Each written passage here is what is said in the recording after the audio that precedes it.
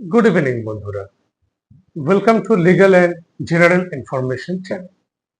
আজকে যে টপিকটা নিয়ে আলোচনা করব সেটি হলো রাইট টু ভোট, অর্থাৎ ভোট দানের অধিকার এবং ভোটে কন্টেস্ট করার অধিকার। বলা হচ্ছে যে এই দুটি জিনিস একই প্রক্রিয়ার অন্তর্ভুক্ত হলেও এই দুটি জিনিসের মধ্যে কোনো মিল নেই সে অর্থে, বা বলা ভালো যে প্রসিডিউরাল বেশ কিছু পার্থক্য রয়েছে এই দুটো জিনিসের মধ্যে। যেরকম বলা হচ্ছে যে ভোট দানের অধিকারটি একটি রেগুলেটরি অ্যাক্ট এবং একটি রাইটস, যেটি আইন দ্বারা সিদ্ধ। অর্থাৎ রাইট টু ভোট কোনো ফান্ডামেন্টাল অ্যাক্টস নয় বা কোনো ফান্ডামেন্টাল রাইট নয়।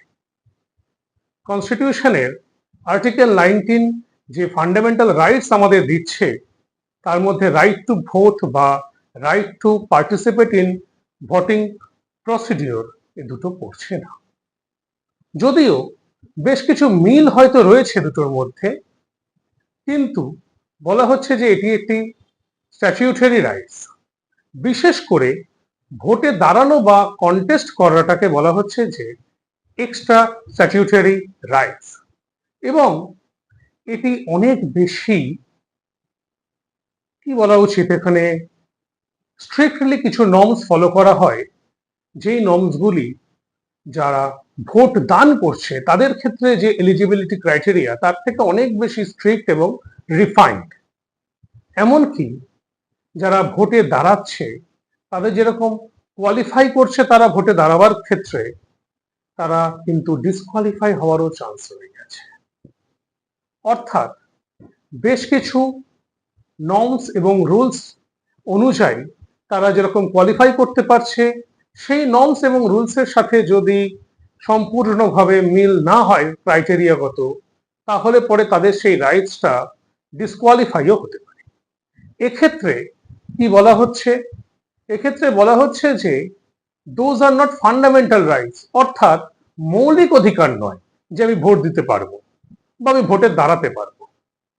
এগুলো আইনের দেওয়া অধিকার এবং তার বেশ কিছু ক্রাইটেরিয়া রয়েছে, নির্দিষ্ট বয়স, জন্মস্থান, বেশ কিছু জিনিস রয়েছে যেই জিনিসগুলি যদি সম্পূর্ণভাবে মিলে যায়, সোজা ভাষায় বলতে গেলে পরে, তাহলেই পরে সে ভোট দিতে পারবে এবং সে ভোটে দাঁড়াতে পারবে।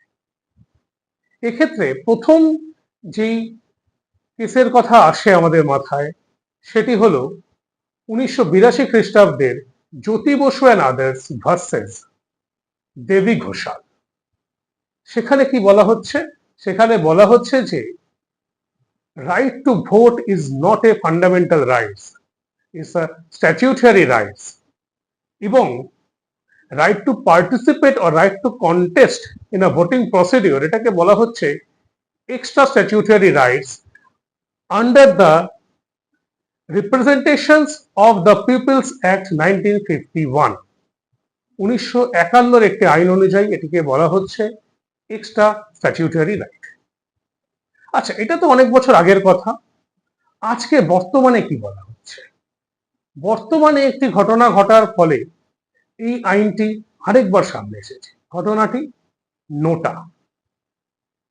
2025 খ্রিস্টাব্দে নোটা নিয়ে আলোচনা করতে গিয়ে এই ঘটনাটি আরেকবার সামনে আসে এবং সেখানে বলা হয় যে রাইট টু ভোট এবং right two context in a voting procedure এটি ফান্ডামেন্টাল রাইট নয়, এটি আইনের দেওয়া অধিকার। কিন্তু there is a twist, vote দেওয়ার অধিকার ফান্ডামেন্টাল নয়, কিন্তু ভোটিং প্রসিডিওরটা যেন ফ্রি অ্যান্ড ফেয়ার হয়, নিরপেক্ষ হয়, পরিষ্কার পরিচ্ছন্ন একটি ভোটিং প্রসিডিওর যেন পাওয়া যায়, এটি কিন্তু জনগণের ফান্ডামেন্টাল রাইটস। এই দুটোর মধ্যে কিন্তু একটি সূক্ষ্ম পার্থক্য রয়েছে। যেটি ফান্ডামেন্টাল রাইটস সেখানে কিন্তু কোনো ক্রাইটেরিয়া নেই। একটি মানুষ সে পরিষ্কার পরিচ্ছন্ন ভোটিং প্রসিডিওর পাবে, তার জন্য কিন্তু তার কোনো ক্রাইটেরিয়া নেই। ভোটিং প্রসিডিওরটা পরিষ্কার পরিচ্ছন্ন হবে সবার জন্যই, এটি সবার ফান্ডামেন্টাল রাইটস। কিন্তু সবাই ভোট দিতে পারবে না বা সবাই ভোটে দাঁড়াতে পারবে না, তার কিছু ক্রাইটেরিয়া রয়েছে। তার কিছু নর্মস রয়েছে, তার কিছু অ্যাক্টস রয়েছে, যে কারণে এটিকে বলা হচ্ছে আইনের দেওয়া অধিকার, মৌলিক অধিকার নয়। তো আশা করি এই নিয়ে আর অসুবিধা হবে না। আর এরকমই অন্য কোনো টপিক নিয়ে আমরা পরবর্তীকালে আবার এই চ্যানেলে আসবো, আলোচনা করব।